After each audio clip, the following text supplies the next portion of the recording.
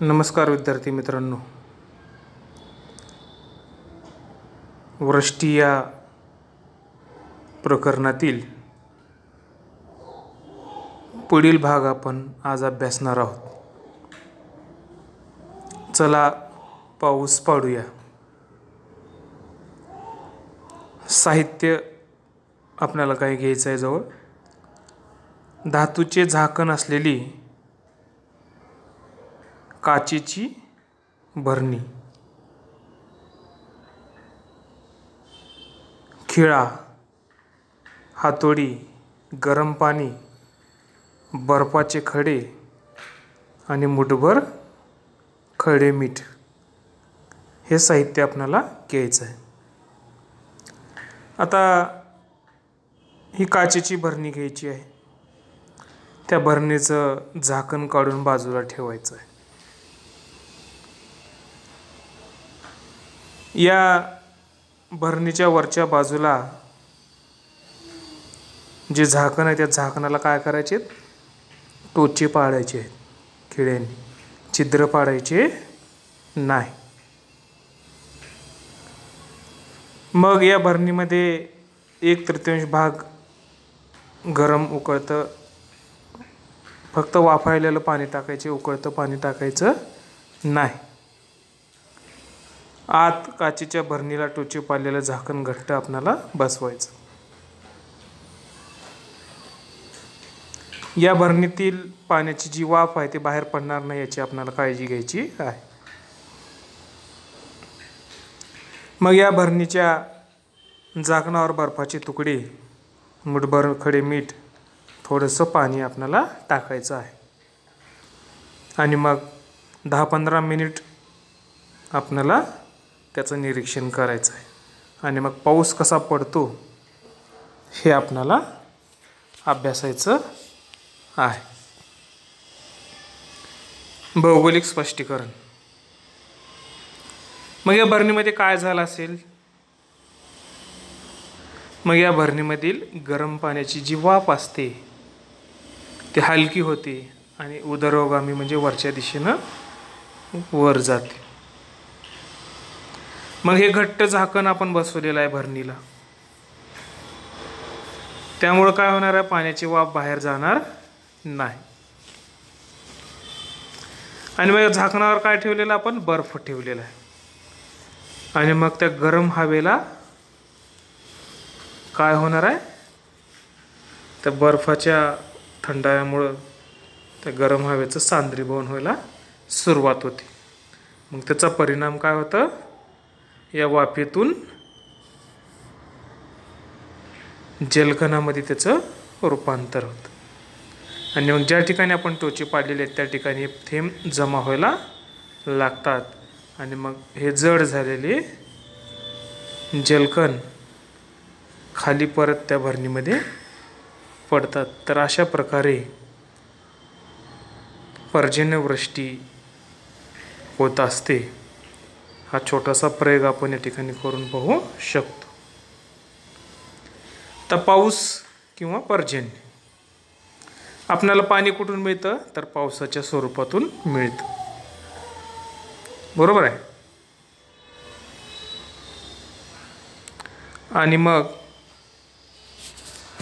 हा पाऊस कसा पडतो, तर बाष्पयुक्त हवा काय होते, उंच जाते. हवेचं तापमान कमी झाल्यामुळं हवेतील बाष्पाचं सांद्रीभवन त्या ठिकाणी व्हायला सुरुवात होते आणि त्याचं रूपांतर जलकणामध्ये होतं. आणि मग हे जलकण आकाराने मोठी होऊ लागतात आणि मग ते तरंगू न शकल्यामुळे जलकण पावसाच्या स्वरूपात जमिनीवर त्या ठिकाणी पडतात. तर अशा प्रकारे वृष्टी किंवा पाऊस पडतो. मग या पावसाचे 3 प्रकार आहेत. पहिला प्रकार आरोह किंवा अभिसरण पाऊस.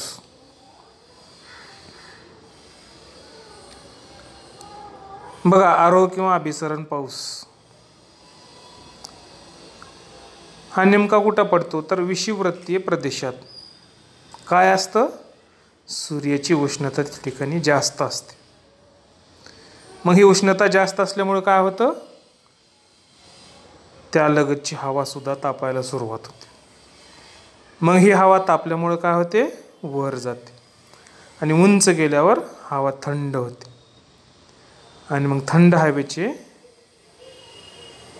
बाष्पधारण क्षमता काय असते, खूप कमीच असते. त्यामुळे हवेतील बाष्पाचे सांद्रीभवन त्या ठिकाणी होऊन जलकणामध्ये त्याचं रूपांतर होतं आणि त्या ठिकाणी पाऊस पडायला सुरुवात होते. मग विषुववृत्तीय प्रदेशात असा पाऊस दुपारच्या नंतर त्या ठिकाणी पडतो, कारण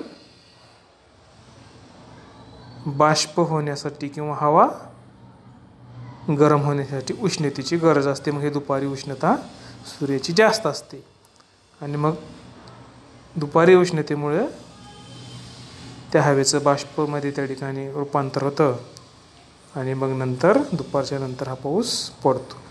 मग विजांचा गडगडाट असेल, ढगांचा गडगडाट, विजांचा कडकडाट या पावसात जास्त असलेला दिसून येतो.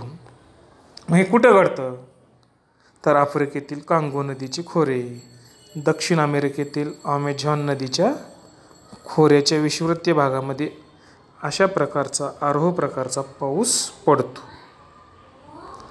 मग या प्रकारच्या पावसाचा प्रदेश पृथ्वीवर खूपच मर्यादित आहे. सगळीकडे अशा प्रकारचा आरोह किंवा अभिसरण पाऊस पडतो का, नाही. विषुववृत्तावर ज्या ठिकाणी जास्त उष्णता असते अशाच ठिकाणी आरोह किंवा अभिसरण प्रकारचा पाऊस त्या ठिकाणी पडत असतो. आता याच्यानंतर दुसरा एक प्रकार या ठिकाणी आहे पावसाचा, प्रतिरोध पाऊस. हा कसा पडतो, समुद्रावरून किंवा मोठ्या जलाशयावरून येणारे बाष्पयुक्त असतात. आता समुद्र आहे किंवा मोठा जलाशय आहे, मग त्या ठिकाणी उष्णतेमुळे काय होतं, त्या जलाशयावर वाफ तयार होते, त्या पाण्याची बाष्प तयार होतं. मग हे त्या समुद्राकडून वारे वाहू लागतात जमिनीकडे आणि मग ते वारे समुद्राकडून बाष्पयुक्त वारे वाहत असताना वाटेमध्ये ज्या ठिकाणी उंच पर्वतरांगा असतात त्या ठिकाणी ते अडले जातात आणि मग परिणामी त्या ठिकाणी पाऊस जास्त पडतो, कारण त्या पर्वतरांगाला ते ढग अडकले जातात. आणि मग ज्या बाजूला जास्त प्रमाणात पाऊस पडतो किंवा पर्वतच्या अगोदर त्या ठिकाणी जास्त पडतो आणि पर्वत ओलांडल्यावर बाष्पाचे प्रमाण काय कमी होते, कारण पाऊस अगोदरच अलीकडे पडलेला असतो. आता वाऱ्याच्या विरुद्ध दिशेकडील पूर्व बाजूस प्रवास कमी होत जातो, त्यामुळे काय होतं, हा प्रदेश पर्जन्य छायेचा प्रदेश म्हणून ओळखला जातो. आकृती 5.5 अ आणि ब यामध्ये याचं स्पष्टीकरण दिलेलं आहे. आता या आकृतीमध्ये बघा,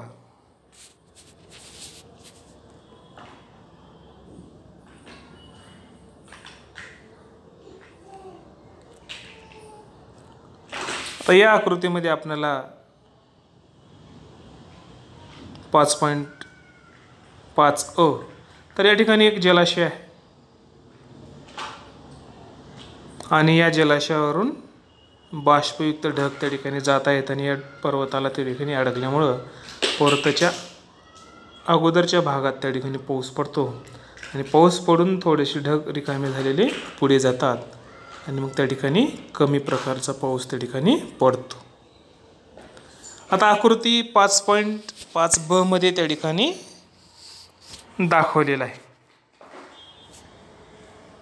या ठिकाणी महाराष्ट्राच्या भूप्रदेशाचा आढावा, छेद आणि पर्जन्य स्थिती. आता अरबी समुद्राकडून त्या ठिकाणी बाष्पयुक्त ढग निघालेले आहेत. मग कोकण किनारपट्टीला या ठिकाणी उंच डोंगर रांगा आहेत, त्या ठिकाणी जास्त पाऊस पडलेला म्हणजे जास्त पर्जन्याचा प्रदेश या ठिकाणी आहे. मग सह्याद्री पर्वत ओलांडून हे बाष्पयुक्त ढग पुढे जातात आणि महाराष्ट्र पठारावर या ढगांमध्ये बाष्प कमी असतं, त्याच्यामुळं या ठिकाणी पाऊस कमी पडतो. अशा प्रकारे या आकृतीकडं पाहिल्यानंतर प्रतिरोध प्रकारचा पाऊस कशा प्रकारचा असतो याविषयीची माहिती आपल्याला सविस्तर सांगता येते.